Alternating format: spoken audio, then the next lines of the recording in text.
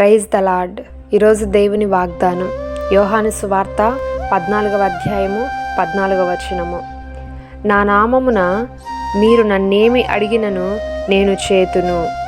ఈరోజు పరిశుద్ధాత్మ దేవుడు మనతో మాట్లాడుతున్నటువంటి మాటలేమనగా, మనం అడుగుతున్నటువంటి అనేక ప్రార్థన అవసరతలకు కొంతమంది జవాబు పొందుకోలేక ఇంకా జవాబు రాని పరిస్థితుల మధ్య నలిగిపోతున్నారు.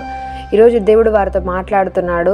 దేని కొరకు జవాబు రావడం లేదంటే కొన్ని ప్రార్థనలకు ఇక్కడ దేవుని యొక్క వాక్యం అంటున్నది, నా నామమును నన్ను అడగమని దేవుని యొక్క వాక్యం సెలవిచ్చుచున్నారు.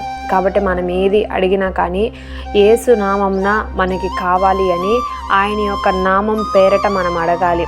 ఆయన నామమును ఉచ్చరించి ఆయన నామమును మనం పలుకుతూ కనుక, ఇంకొకటి ఆయన చిత్తానుసారముగా మనం అడిగినట్లయితే మనం అడుగుతున్న ప్రతి దానికి కూడా ఈరోజు జవాబు పొందుకుంటాము.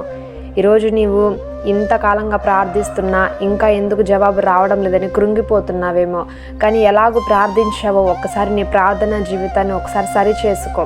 నీ ప్రార్థనలో ఒకవేళ తప్పులు ఏమైనా ఉన్నట్లయితే వాటన్నిటిని సరి చేసుకోవాలి.